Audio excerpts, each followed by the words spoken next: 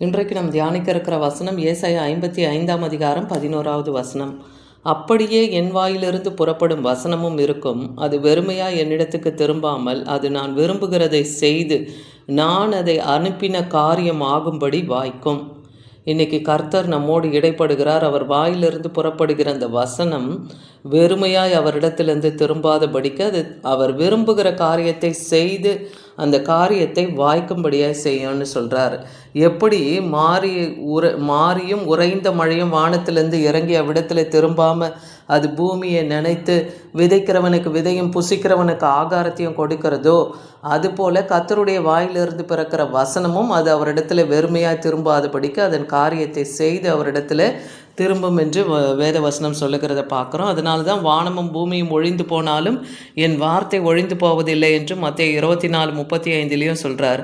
ஏசாயா 46:10 பார்க்குறோம், அந்தத்தில் உள்ளவைகளும் ஆதி முதற்கொண்டு இன்னும் செய்யப்படாதவைகளே பூர்வ காலம் முதற்கொண்டே உங்களுக்கு அறிவிக்கிறேன். அப்போ இந்த உலகம் தோன்றுவதற்கு முன்பாகவே செய்யப்படாத காரியங்கள், பூர்வ காலத்து காரியங்களை எல்லாவற்றையும் நான் உங்களுக்கு அறிவிக்கிறேனேன்னு சொல்கிறார். என் ஆலோசனை தான் நிலை நிற்கும்ன்றார். எனக்கு சித்தமானவைகளை நான் செய்வேன் என்று சொல்லியிருக்கிறத பார்க்குறோம். அப்போ கர்த்தருக்கு சித்தமானதை அவர் செய்கிறார். அவருக்கு சித்தமானது அவர் கையினாலே வாய்க்கும். அதே போல் அவருடைய வார்த்தை வெறுமையாய் திரும்பாது. தேவன் சகல காரியங்களையும் நமக்கு பூர்வ காலம் முதலியாகவே அறிவித்தும் வருகிறார். இதையெல்லாம் நம்ம விசுவாசிக்கணும். இதை எப்படி விசுவாசிக்கணும்? ரோமர் 10:17 சொன்னது போல் விசுவாசம் கேள்வினால தான் வரும். கேள்வி தேவனுடைய வசனத்தினாலே தான் வரும். அப்போ நீங்கள் கேட்கும்போது அது வசனத்து மூலமாக அந்த பதில் நமக்கு வந்துடும். அப்போ கர்த்தர் அவருடைய வார்த்தையினாலே நமக்கு உத்தரவு கொடுக்குறாருன்னு பார்க்குறோம். அதே போல் அவருடைய வார்த்தை ஆவியை உயிர்ப்பிக்கிறதா இருக்குது. யோவான் 6:63 பார்க்குறோம், ஆவியை உயிர்ப்பிக்கிறது, மாம்சமானது ஒன்றுக்கும் உதவாது. நான் உங்களுக்கு சொல்லுகிற வசனங்கள் ஆவியும் ஜீவனுமாக இருக்குது இல்லையா? கர்த்தருடைய வார்த்தை ஆவியும் ஜீவனுமாக இருக்குது. அது இருபுறமும் கருக்குள்ள பட்டயம்.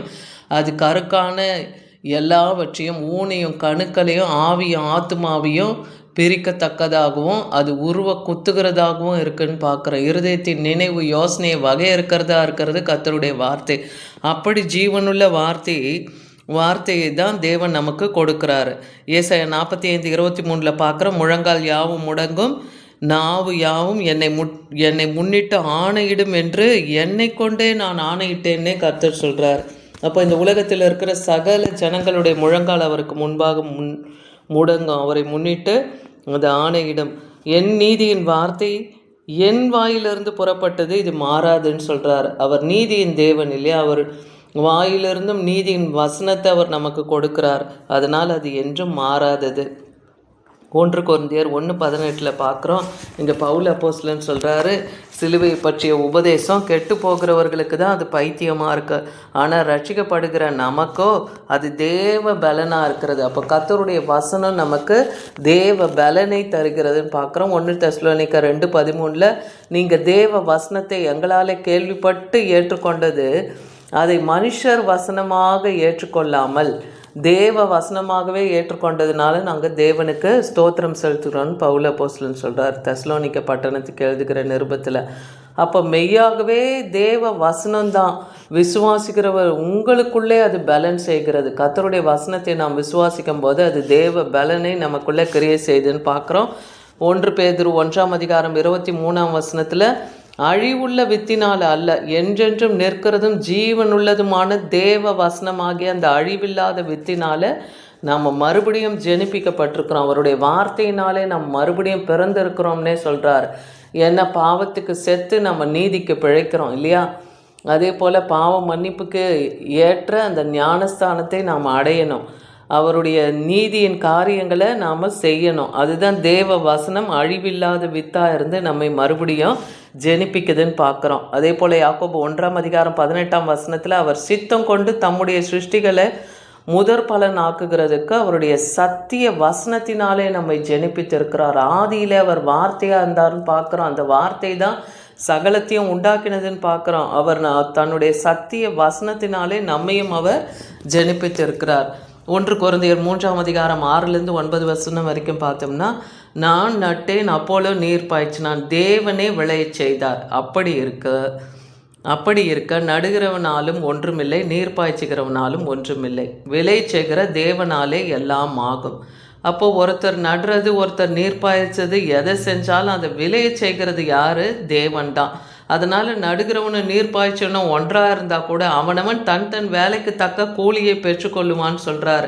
தேவனுடைய உடன் வேலையாட்களாகவும் நாம் இருக்கோம். தேவனுடைய பண்ணையும் தேவனுடைய மாளிகையுமாக இருக்கிறோம்.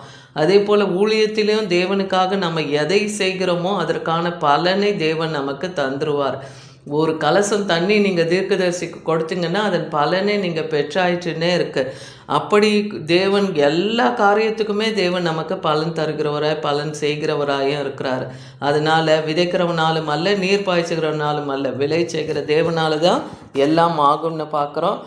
எப்படி எனில் எபிரேயர் 6:7 சொல்கிறாரு, மழையானது அந்த தண்ணீரை குடித்து தன்னிடத்தில் பயிரிடுகிறவர்களுக்கு ஏற்ற பயிரை அது முளைப்பிக்குதான், நிலமானது தேவனாலே ஆசீர்வாதம் பெறும். அப்போ தேவனால் வர்ஷிக்கப்படுகின்ற அந்த மழை பூமியை நினைத்து என்ன விதை போடுறோமோ அதுக்கேற்ற பலன், இன்றைக்கி நம்ம என்ன கிரியை செய்கிறோமோ அதுக்கேற்ற பலனையும் ஆசீர்வாதத்தையும் தேவனால் நாமும் பெறுறோம்.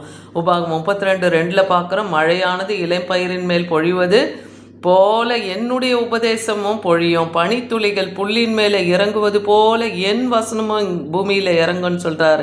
அதே போல் நான் என் ஊழியக்காரர்களுக்கு கொடுத்த வார்த்தையை நிலைப்படுத்துவேன். ஏசாயா 44:26-28 வரைக்கும் பார்க்குறேன். என் ஸ்தானாதிபதிகளின் ஆலோசனையெல்லாம் நான் நிறைவேற்றி குடியேற்றுவாய் என்று எருசலேமுக்கும் கட்டப்படுவீர்கள் என்று யூதாவுக்கும் நான் கட்டளையிடுவேன்.